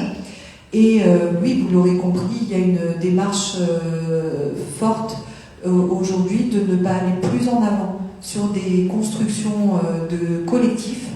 Alors, quand on parle de construction de collectifs, c'est tout collectif qui, à un moment donné, impacte certains sujets comme la circulation, le cadre de vie, la préservation de notre capital naturel, la scolarité, l'enfance, la jeunesse, pour laquelle nous sommes carencées. Et même, j'irai même plus loin, aussi pour les seniors, puisque en termes de flux migratoires entre les nouveaux arrivants et ceux qui partent, il y a aussi nos seniors que l'on doit pouvoir accompagner. Aujourd'hui, le CCAS tourne plein pot, et à défaut, en tout cas, soit il faut qu'on augmente la voilure comme pour la jeunesse, et ça se finance, ça se prévoit, soit il faut stabiliser. Donc la notion de moratoire, elle va bien plus loin que le simple arrêt de nouveaux programmes immobiliers. Elle va aussi sur la qualification du parcours logement de nos habitants, et donc aussi sur l'impact que ça peut avoir sur nos politiques publiques. Excusez-moi d'y revenir, mais j'aime bien quand les choses sont claires. Donc, un moratoire sur les constructions massives, ça veut dire que tout programme immobilier, y compris les plus modestes, 5 logements, 10 logements par exemple, à partir du moment où vous considérez qu'ils ont un impact sur les différents volets dont vous venez de parler, circulation en France, seniors, etc., seront, qu'est-ce que vous comptez faire? Les décourager, les empêcher, Très clairement, les empêcher. Mais nous ne sommes pas seuls à porter ces décisions-là, parce que quand on crée un collectif, il faut s'assurer des règles de sécurité nécessaires, et là pour le coup c'est le département qui intervient et qui émet un avis favorable ou défavorable, en plus du PLU qui lui aussi est un outil dont nous allons nous servir pour pouvoir poser le cadre justement de ces constructions et la limitation. Et à titre d'information, ça a déjà commencé, puisque il y a déjà en ce moment des projets, des demandes de permis de construire et des projets qui ont été déposés et pour lesquels nous allons donner un avis défavorable, puisqu'ils ne respectent pas les règles d'accessibilité nécessaires et ne permettent pas d'avoir des voies accessibles et sécurisées. Excusez-moi de rebondir, mais c'est un sujet tellement important que je pense qu'effectivement, c'est bien d'aller jusqu'au bout de votre idée. Donc j'ai bien compris cette histoire, et c'est très bien si vous avez déjà freiné certaines ardeurs. Comment est-ce que cette politique du moratoire sur les constructions massives s'articule avec l'autre objectif que vous avez annoncé tout à l'heure, celui du travail sur la ZAC de Carcassonne, avec plus ou moins une idée d'en faire des quartiers seniors, c'est un peu ce que j'ai compris. Donc la ZAC de Carcassonne, c'était un très gros projet précédent. Voilà, donc comment est-ce qu'on peut d'un côté faire un moratoire sur les constructions massives et malgré tout continuer à travailler sur la ZAC de Carcassonne? Alors vous me mettez un petit peu dans la contradiction, mais je vais me tourner vers vous, puisque la ZAC de Carcassonne était un projet sous votre mandat et qui prévoyait initialement 650 logements, je pense que vous confirmerez, sur 30 ans. Donc en tout cas, sur 30 ans, je peux vous assurer que là, sur le dernier mandat, il ne parlait pas de 30 ans, il parlait d'assez court terme. Donc il y a des choses sur lesquelles on peut intervenir et revenir, et nous le faisons d'ores et déjà. Et il y a des choses qui ont déjà été engagées sous votre mandat, puis sous le mandat de M. Lardière et M. Rodari. En l'occurrence, la ZAC de Carcassonne a été mise en sommeil par la précédente mandature. Cette mise en sommeil coûte très cher à la commune. Et du coup, soit on continue de payer cette mise en sommeil et on fait l'autruche, soit on décide d'assumer les conséquences de ce projet-là en essayant d'en faire quelque chose d'utile. Donc oui, on est clair sur notre ligne de conduite qui est de stopper l'urbanisation massive. Concernant ce projet, l'annulation pure et simple n'est plus possible. Par contre, la requalification du projet, elle, l'est.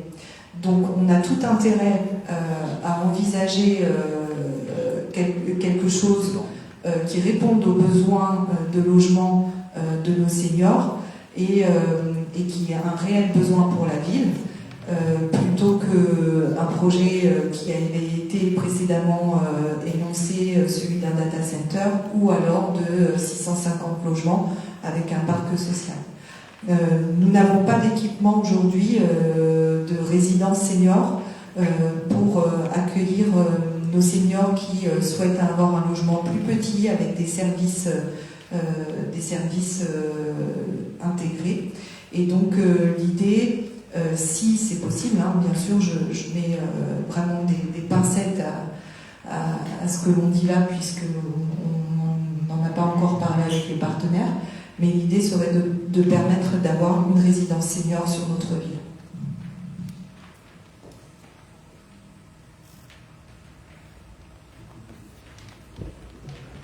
Moi, j'ai une question, c'est par rapport à l'école. Donc, la nouvelle école qui va être construite, aujourd'hui, c'est mis en pause. Quels sont les coûts éventuellement financiers par rapport à ça?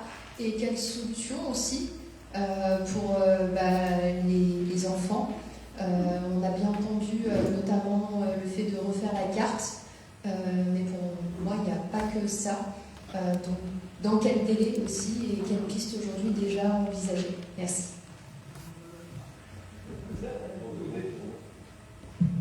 Donc, c'est moi qui vais vous répondre.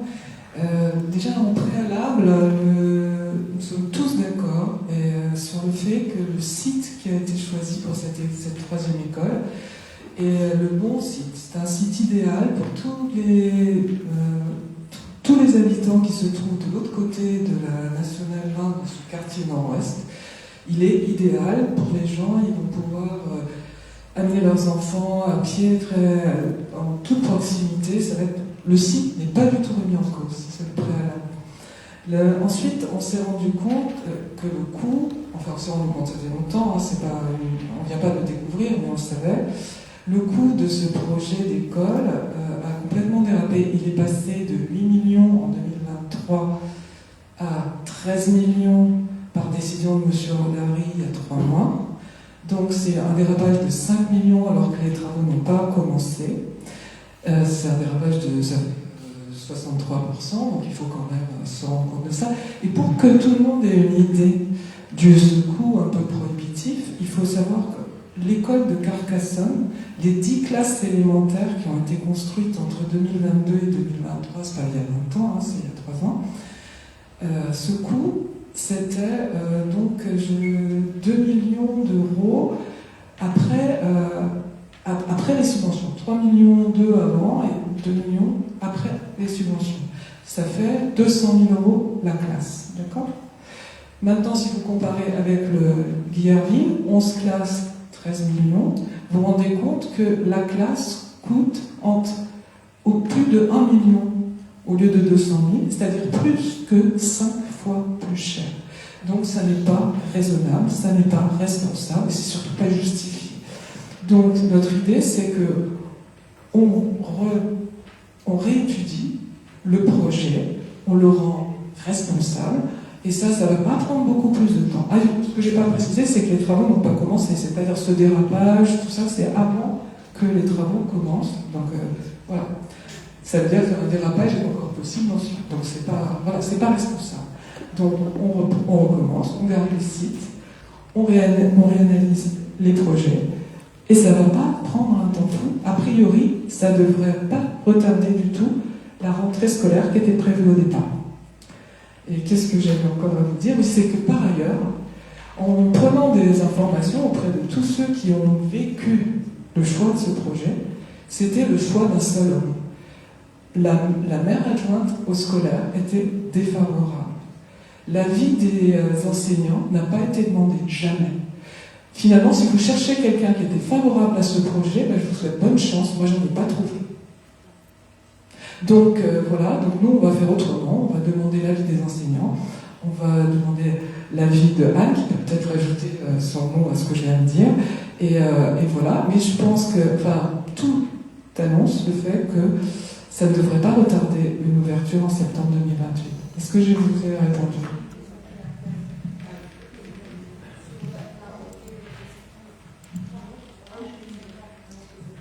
Oui, alors pour la rentrée de septembre, en fait, il y aura une classe supplémentaire sur l'école de Carcassonne, au vu des effectifs. À ce jour, nous sommes à peu près à 1200 élèves sur toutes les écoles confondues, entre Carcassonne et les Sources. Donc nous avons quand même des écoles très chargées. Je vais vous donner les chiffres exacts, comme ça vous les aurez, et ça sera plus simple. Donc sur l'année 2025-2026, donc il court toujours jusqu'à la fin de l'année scolaire, donc juillet. Donc nous sommes à Carcassonne 255 élèves en élémentaire, donc soit 9 classes. Carcassonne maternelle, nous sommes à 173 élèves pour 7 classes. Et ensuite, pour l'école des Sources, nous sommes, si je ne dis pas de bêtises, mes petites informations, nous sommes à 19 classes sur l'école élémentaire des Sources, qui était déjà pas mal, 479 élèves. Et les Sources maternelles, nous sommes à 299 élèves pour 11 classes. Donc cela fait à peu près 1200 et quelques élèves sur toute la commune. Et bien évidemment, les infrastructures ne suivent pas derrière. Donc voilà. Donc l'école, oui, je rejoins Mireille, l'école de Guilherville n'est pas réalisable en lui-même.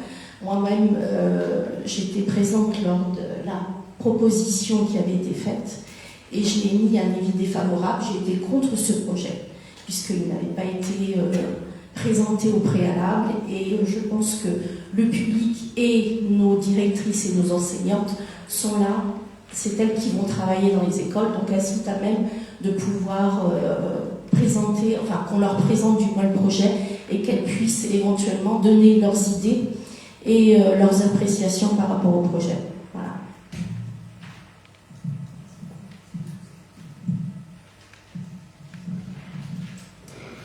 Voilà pour ce rapport d'orientation budgétaire.